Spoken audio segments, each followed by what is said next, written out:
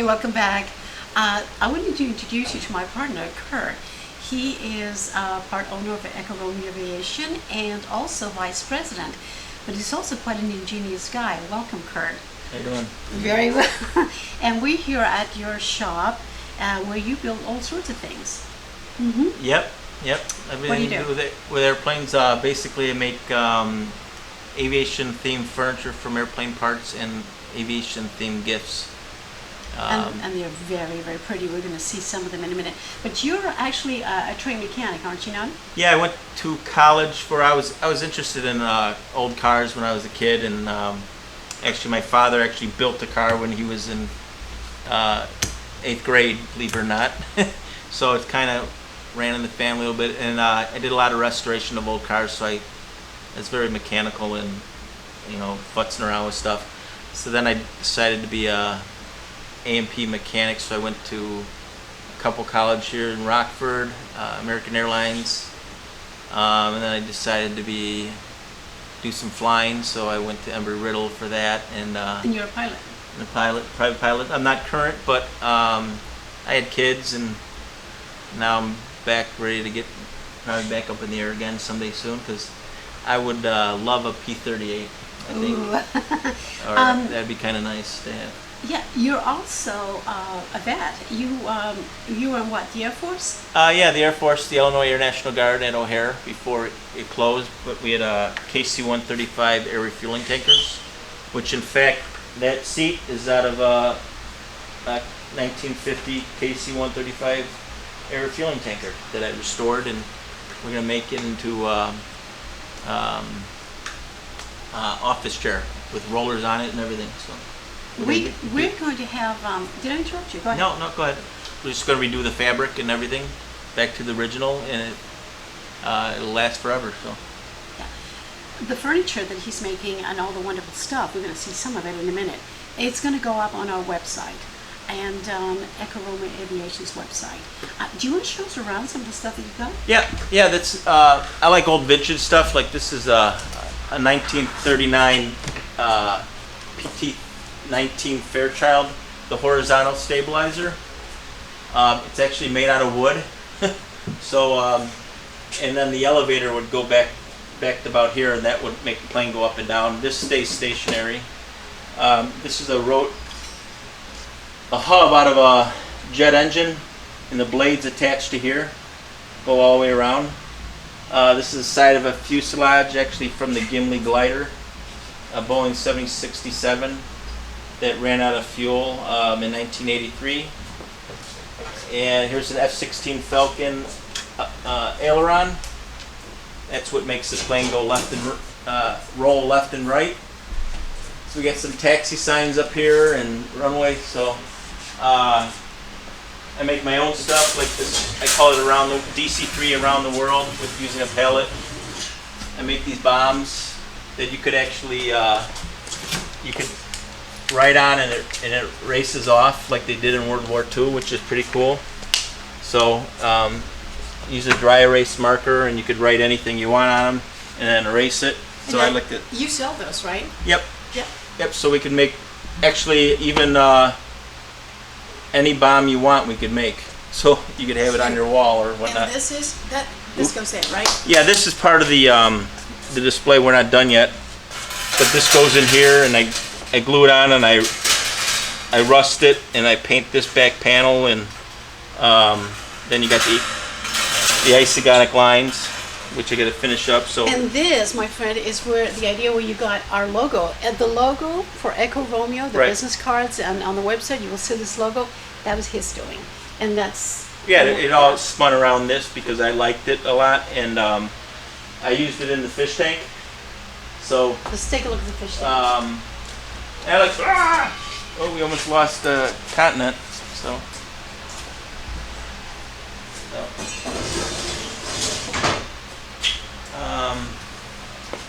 yeah, this is a Boeing 707 KC-135 inlet from a J57 engine. It's 34 inches in diameter, which is.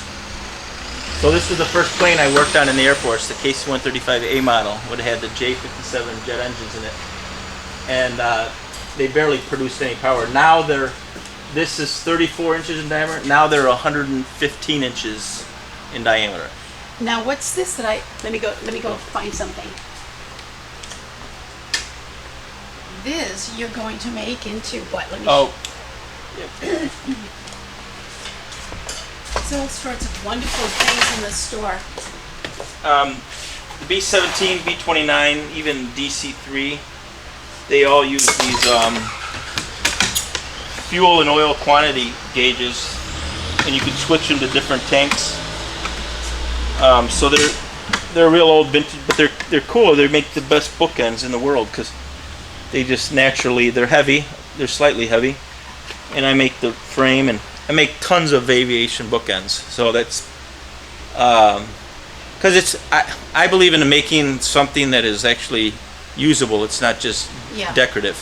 You could actually, it's a tangible piece of, it has a purpose, not just, so sometimes even if you're not even an aviation enthusiast, you could use it for its intended purpose. So it says it all. But this is I made the first jet engine ceiling fan, which I don't have an example of, but here's the 3D version of it, like 40 inches in diameter. But then I wanted to make them better. This is my own custom designed spinner. This is the probably will be the best jet engine ceiling fan in the world. It's my own design blade, so I tweaked them, and that's actually the airfoil of a wing or a control surface which produces lift. So by it going through the air like that, that'll actually I call it's a suction force, which is actually, they call it lift, but it's more like a suction, a vacuum force. So like in an airplane, that's what gives it lift. It throws it up in the air. I reverse the flow. So actually that sucking force will be thrown down. And you'll get the normal fan rotation. Clever. And you'll get that suction force, which will, so this thing should actually really move crank out some air. And it'll essentially, and I could actually make these up into 115 inches diameter. Wow. So. What about this baby here? I'm doing this for a customer right now. It's a Boeing 707 1950 pilot seat. You know it's a pilot seat because this is where the yoke would go. Right in there. So if you had to pull full back, it would have room for that. So it was sandblasted and then refinished.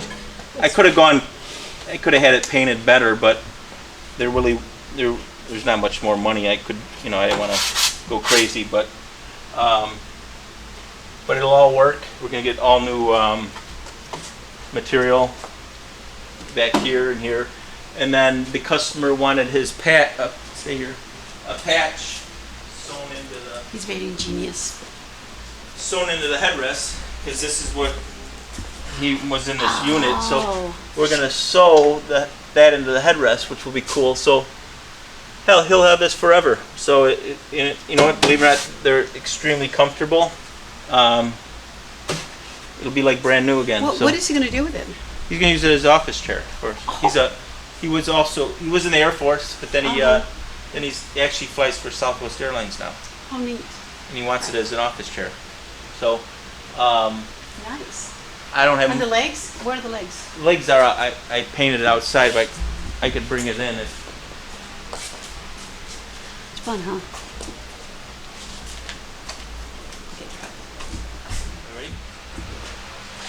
Yes, so this is the custom-made base. So all this is, from the original seat that slides right into here. So the seat will go up and down, and then the base will have his rollers on it, and we go back and forth, whatever he wants. So how long does it take to make something like this? In all honesty, like a seat is like 2 months, but I have tons of access to old seats. Yeah. That I would actually love to because all you do is just clean them up a little bit, make a nice base, and this is water jet. I have a company that does that, so I make the pattern, they cut it out. It's really easy, and then I just, you know, do. The best part is that there's no blueprints or plans. That's the fun part. Do we want to know how much something like this would cost? In all honesty, I think it was like $4,000, but Wow. the seats $500, $600. Then by the time it gets here, so you're at $800, $900 before I even touch it. Yeah. So you got to sandblast it, you got the base, you got the rollers, and then you got the material work. Mm-hmm. So really, it turns into a labor of love. But they're like, well, $4,000. Well, no, But- my whole life I've been involved in labor, Yeah. so I kind of know time, materials, and labor. Yeah. And I'm very good at it. I know, and So this would be for somebody that loves aviation, that's absolutely sold in the idea of having a relic like this. I mean, this well, is, he flew this airplane Yeah. for 20 years in the Air Force. Yeah. So this is a And, love affair. and it's Boeing's first jetliner, Wow. so it's pretty cool. I mean, Yeah. and you know what? It'll never diminish in value because I'm not jury rigging it up. I'm putting it back to its original look. I don't like changing different looks of things. I like leaving things. I like using their factory primer. I don't like changing from what they were because then, to me, it just cheapens it up. You Yeah. know? And sometimes it's nice to just leave it alone. Just make it work Yeah. and sanitary, but just leave it alone is nice too. Now you got some more stuff at home, right? Yeah. Okay. Should Yeah. we go? So yeah. Let's go. Let's go home. This is Nugget. Miss Nugget, is your name Chicken Nugget? Are you a good girl? She's a good girl.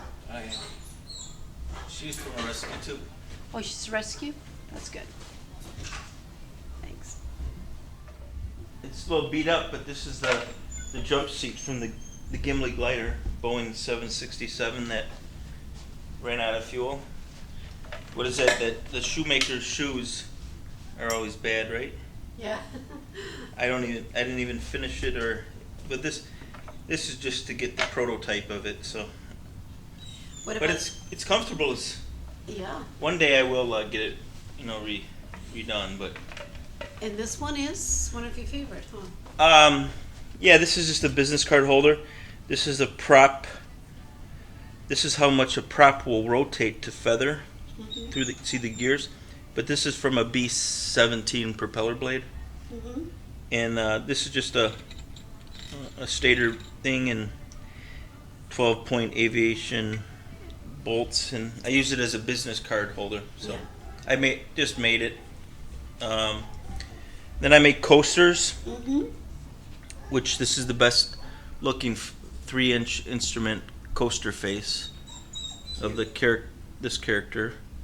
And we'll be making instruments, so I can make plug in anything, any logo in the coaster. Like our logo. Yep, our logo. We could do a jet engine, like the clock, options.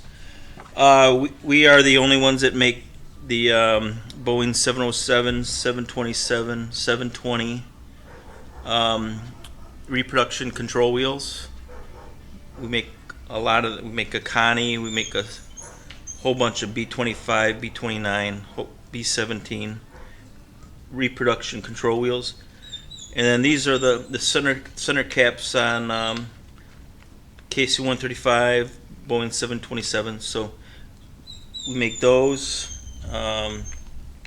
We make factory control grips, and we make a whole bunch of different types of keychains. Neat. This is metal from the Gimli glider. So, And this is another one. yeah, these are bookends, my own design bookends. They're aluminum. I either have them anodized, we could paint them black. They could either be wood or without the wood. Each aircraft rivets. So they're useful. So, I mean, Yeah. we have a whole bunch of styles of different aviation And bookends. what is this over here? And this is a fan blade from the new jet engine from a Boeing 777-300. This is probably the best looking one. It's got the most curves and it's fat. I mean, it's like, it's all made out of resin and carbon fiber. So imagine what one of these brand new costs. But C-Fan in Texas makes them. So is this a table? What is this? And then I make the base for it so it stands up and you can use it as a decorative piece. So Yeah. inside of a jet engine on the inlet have little holes. I don't forget what they were used for, but maybe for de-icing or maybe a boundary layer of, I don't know. But so I always try to match a little bit of the texture or the whatever in all my work. But this engine is the GE General Electric 90-115 engine. So it's about 115 inches in diameter. So the spinner is about 4 inches in diameter, too. Fantastic. So those are cool.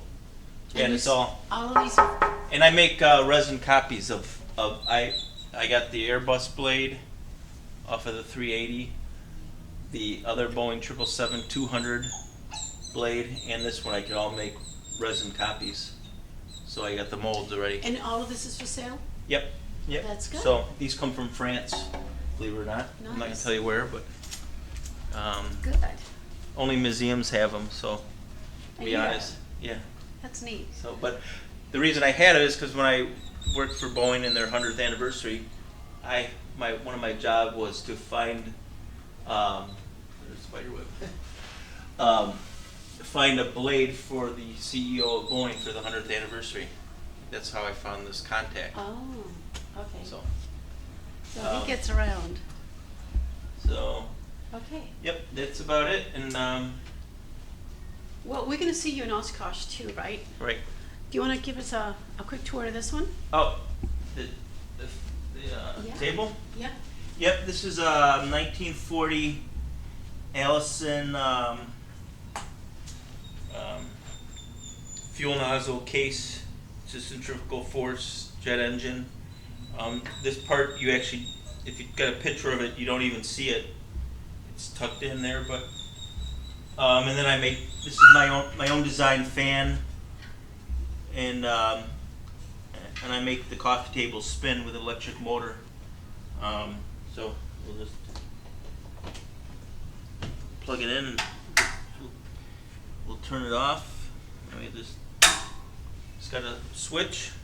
It just goes one speed, and Okay. it actually does move air, so you get.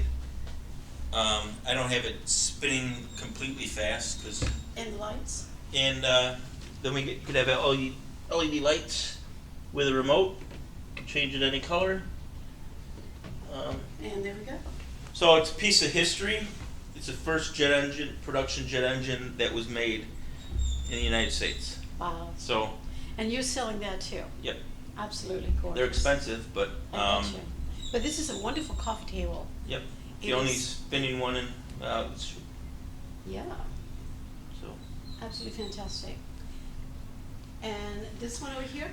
this is a Christian Eagle wing table. Normally they're the actual wing is 9 feet. This is smaller. I can do. I like to do the fabric so that you get the guts, and then you could do the fabric, which you could put company logos on it. Our logo. Yep, Echo Romeo logo. We could put that on there. You could paint it or hand paint it or a sticker. And you buy the glass, right? Yeah, the glass is 3/8 tempered glass, so if it breaks, it's little cubes. Yeah. So it's safety glass, they call it. Fantastic. Um, So you can use this for an office, or you can actually... yeah, office, dining room table, conference table. Yeah. We could actually make it any length. We could actually make it into an L. Mhm. You could actually stand the wing up in the corner. There's just tons of stuff you could do. It could be an overhang for a bar where you have lights underneath it. There's just tons of stuff you can do with this stuff. It's whatever you want. I mean, you could do double. Yeah, it's endless. So what is it that you're going to have at Oshkosh? This one? This one I'm donating to the EAA Gathering. It's a foundation that donates. You donate products, which then there's an auction, and you can actually bid on it right now, to be honest. And it goes to youth aviation and safety. So all the safety programs that we have, Kurt and I are working on that. There's a lot of safety issues that concern us, and he's got all sorts of wonderful ideas in terms of fixing those problems. And Kurt and I are going to be working on those, and we're going to tell you about it a little later on. We're going to see you at Oshkosh, right? Yep. Okay, we're going to see you back in Oshkosh. And there's a puppy over there that wants our attention, so I think we're going to go say hi to her. And the puppy's name is Phantom. Phantom. And So- she's how old? 18 weeks, I think. Yeah, She's a somewhere around baby. We're going to see her. Let's go say Yep. hi to her. there. All right, thank you. Miss, hi. Oh,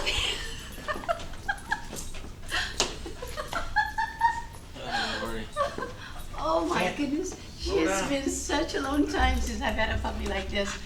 Hannah doesn't get this excited to see me. Oh. Hey, hey, come here, take it. Hey, settle down. You don't have to do that. It could be cool. Settle down. But I'm a puppy and these are strangers. We don't get to see these people that often. It's okay, it's okay.